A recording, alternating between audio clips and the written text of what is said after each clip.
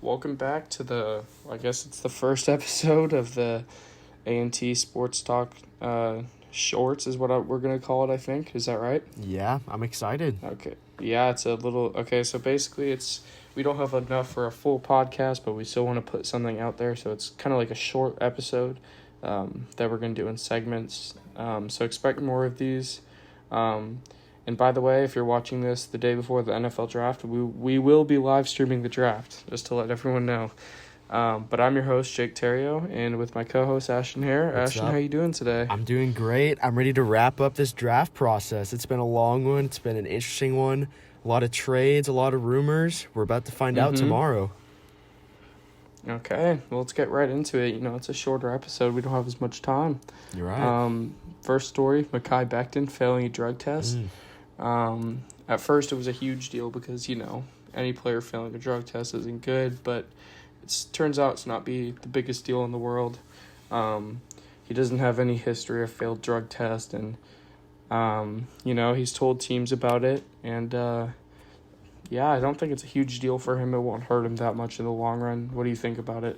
Man, looking at this kid, he's a great athlete. He's a great person. And I understand if this would have been a quarterback, it would have been a different deal. But just because he's a lineman and he's had a history of being a student athlete and a great person, I think he'll be fine.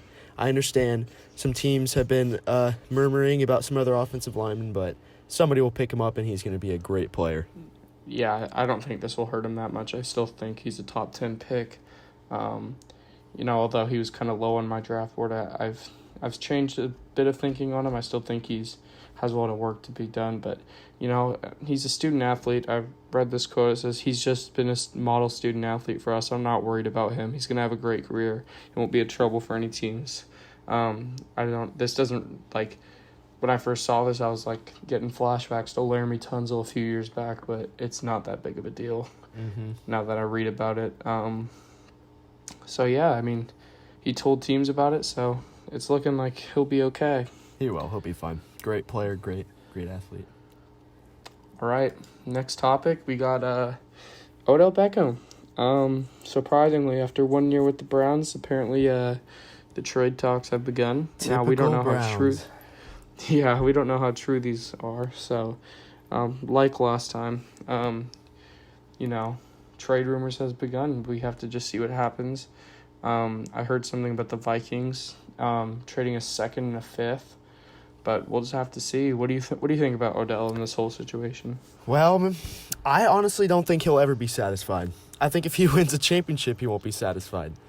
He just talks and talks and talks. And honestly, if I'm a GM, if I'm a coach, I don't want him on my team. You've got the best draft class for wide receivers. Why would you go out and get a bad locker room guy, especially the Vikings, who, from what I've heard, except for Stephon Diggs, have been pretty decent in the locker room. Their coach, Mike Zimmerman, is that right? Yeah, I believe so. Mike Zimmerman. He's a great locker room coach.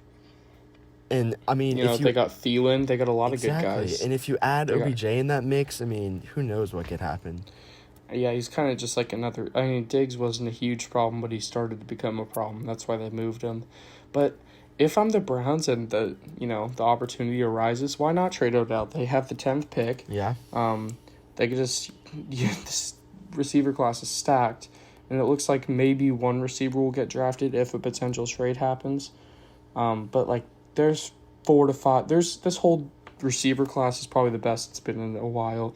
I think you could draft receivers in the 3rd round and still be set for your team. So, this would be the year to do it if I were the Browns. You got to look all around. So, There you go. Yeah. Already on to the next topic. Moving along here. Potential trades for the NFL draft. Ooh, great topic. There's a lot. Yeah, there's actually quite a lot. I'm hearing Here, I wanna hear your opinion on this because I got a few theories right now. All right. Well, looking at this draft, obviously there's a lot of playmakers, and one team that I see that's kind of in the middle and needs a playmaker is the Broncos. And honestly, I could see them trading up. The Falcons and Jaguars are also looking to trade up. That'd be interesting too. And a team that I could see trading down, obviously the Lions, who have had rumors talking about the Chargers moving up to take Tua or Herbert, honestly. And it's just going to be really interesting to see what happens. So anything's up for grabs. Here's my thinking. If I'm the Lions, I'm going to move down to 6 for the Chargers. The Chargers trade up, and they're going to draft Tua. Because here's my thing. Chargers said they're completely confident with going with Tyrod Taylor. I think even with Tyrod Taylor and a full healthy roster, because they were really banged up this year, but a full healthy roster, Tyrod Taylor, I think they could win 9 games. Throw in Tua in the mix, let him sit for a year, learn the system, get it fully healthy. That's a 12-win team if Tua's at his greatest. Yeah. I think Tua's the best possible player for the Chargers. The Dolphins, they don't have that same luxury of having that go-to quarterback. Obviously, there's Fitzpatrick, but I don't know what Fitzpatrick could throw for 400 yards one game and then have 4 picks the next game. So, I think Herbert is probably the better pick for the Dolphins. Another like you said, the Broncos are a team that I am watching. Yeah. I just read something. The Arizona Cardinals are looking if those defensive players like Derek Brown and Simmons are on the board, they're going to look to trade down with the Broncos so the Broncos could lock up Jerry Jeudy. Because there's going to be offensive linemen at 15 if the Cardinals want to trade down there. That's true. Offensive linemen. I read that the Falcons and the Cowboys both love a defensive back prospect. They didn't say who. We're all assuming it's C.J. Henderson. Will he fall to them? I don't know. Those are teams to look up to trade up. I think the Eagles are definitely going to trade up. They really want CeeDee Lamb. We're just going to have to see. All right. So, I've been thinking about this for a while now. With Tom Brady leaving the Patriots, I feel like the Patriots need a quarterback, and I feel like this is a draft to do it. Now, hear me out. The Lions, they don't have a future. They need picks. They need young players, but they don't need that first round or second round, or in this case, third round pick. Here's my theory. I have the Patriots trading with the Lions to get the 3rd pick and draft Justin Herbert. Wow. Now, that's a big deal. Here's my thinking. You've got the Patriots who are stacked with just loads of picks. I mean, they could shuttle out 6 to 7 picks and a young player, which they have plenty of them, for the 3rd round pick and draft their future quarterback and not have to worry about it, because I know they're worried. They're on the hot seat. Here's my thinking. Bill Belichick is not the guy to trade up to number 3 to draft a quarterback. See, but that's what I thought. But then you got to think that the Lions coach is Matt Patricia, and they have, some connections. So that's why I think. To be honest, at this point, I think if Jordan Love is there at 23, I don't see the Patriots taking him. Wow. But here's my thing.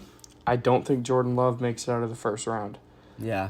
I think... The Saints? Now, the Saints or the Packers. That's very true. Rodgers is 35. When Favre was 35, they drafted Rodgers. I think this is a good year to draft Jordan Love. He's going to have a great mentor. Give Rodgers 2 to 3 more years. I don't think Rodgers is going to play till he's 40. I don't think he really wants to. Rodgers probably got 3 good years left in him, and then he's done. You give Love 2 years to learn this playbook. Love could be a beast. I don't know.